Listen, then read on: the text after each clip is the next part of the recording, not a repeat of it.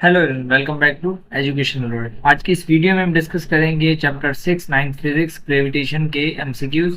Next video में मैं इन exercise में से क्वेश्चन आंसर्स बोलते हैं, न्यूमेरिकल्स बोलते हैं, वो डिस्कस करूंगा। सो इसमें हम डिस्कस करेंगे एमसीक्यूज। तो हमारे पास जो पहला एमसीक्यूज है वो है the motion of falling ball toward earth is due to option A weightlessness, gravitational force, acceleration due to gravity, या बोथ ए एंड बी। तो हमारे पास motion of falling body because of acceleration due to gravity होता है, तो हमारा C option is correct. उसके बाद सेकंड है हमारे पास Newton's law of gravitation holds between every two objects on the option A earth, Jupiter, on moon या ऑन यूनिवर्स। तो on universe is the correct option, क्योंकि उसकी जो डेफिनेशन है उसमें भी ऑन यूनिवर्स लिखा हुआ है।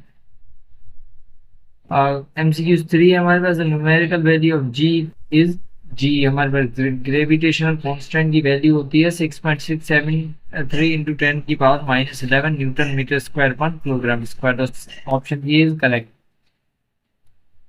उसके बाद हमारे पास है fourth MCQ which is gravitational field of earth is directed toward the earth, toward the sun, towards the moon and away from the earth. So option A is correct.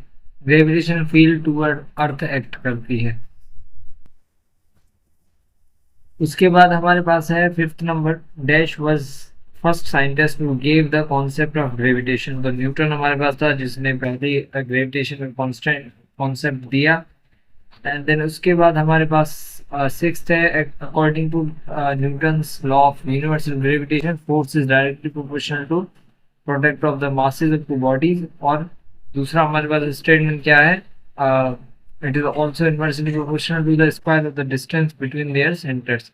तो ये भी हमारा करेक्ट होगा। सो हमारा जो correct option होगा both A and D होगा। Seventh है, gravitation force is always repulsive, attractive, both या नन ऑफ दिस। तो ग्रेविटेशन फोर्स हमारे पास अट्रैक्टिव होती है। उसके बाद हमारे पास जो सेवेंथ है, सेवेंथ हमारे पास हो गया। देन हम आते हैं eighth pay, the numerical value of dash remains constant everywhere. तो हमारे पास जो कैपिटल जी है, ग्रेविटेशन कांस्टेंट होता है, उसकी वैल्यू हर जगह पे डिफरेंट होती है। नाइन है, सॉरी डिफरेंट कांस्टेंट होती है। नाइन MCQ है, gravitation force is dash of the medium between two objects, dependent, independent, both A and B या नन ऑफ दिस। तो हमने gravitational law of universal gravitation को डिस्कस कर रहे थे, तब भी हमने पढ़ा था कि जो कैपिटल जी की वैल्यू होती वो मीडियम पे डिपेंड कभी भी नहीं करती, it is constant everywhere. 10th number है, near earth surface g equals to, g की वैल्यू हमारे पास 9.8 मीटर्स पर सेकंड स्क्वायर या 10 मीटर्स पर सेकंड स्क्वायर होती है ऑन सरफेस ऑफ अर्थ।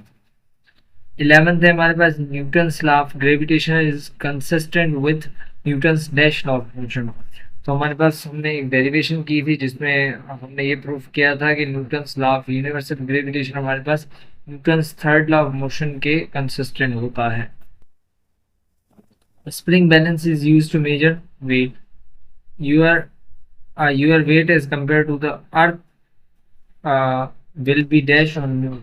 अब हम अगर अर्थ पे हमारा जो वेट है अगर मून पे जाए तो वेट चेंज हो जाता है, क्योंकि वेट कहीं पे भी कांस्टेंट नहीं होता, मास कांस्टेंट होता है हमारा, तो वेट हमारे पास डिक्रीज हो जाएगा,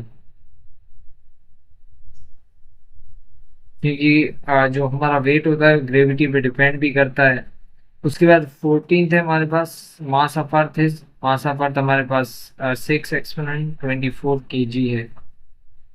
15th है हमारे पास, डैश इज नेचुरल सैटेलाइट। तो मून हमारे पास नेचुरल सैटेलाइट है, हमने लेक्चर में भी डिस्कस किया था। 16th है, a communication satellite completes its one revolution around the earth in dash hours. तो हमारे पास जो कम्युनिकेशन सैटेलाइट्स होती हैं वो जियो स्टेशनरी ऑर्बिट में रिवॉल्व करती हैं, जो कि 24 आवर्स में अपना एक रिवोल्यूशन कंप्लीट करती हैं। 17th है, the velocity of satellite is dash of its mass. Velocity of satellite हमारे पास इंडिपेंडेंट ऑफ मास होता है। फॉर्मूला देखें इसका, यहाँ पे भी बड़ा होगा, ये है हमारे पास फॉर्मूला वेलोसिटी का, v is equal to G M upon R plus H. तो यहाँ पे अगर हम ये देखें तो ये मास ऑफ अर्थ है, यहाँ पे कहीं पे भी मास ऑफ सैटेलाइट नहीं है, तो it is independent of mass. उसके बाद हमारे पास जो 18th एमसीक्यूज है, dash are use to put satellites into orbits. तो ये भी हमारे बुक में से निकाला गया है एमसीक्यूज। तो rockets are use to put satellites into orbits. उसके बाद 19th है हमारे पास, the critical velocity v c equals to, तो वो हमारे पास होती है जी आर के इक्वल। ये थे हमारे पास 19 एमसीक्यूज। होप सो आपको वीडियो पसंद आई होगी। नेक्स्ट वीडियो में हम डिस्कस करेंगे इसके स्ट्रक्चर क्वेश्चन। तब तक के लिए बने रहें और चैनल को सब्सक्राइब लाजमी से कर दें।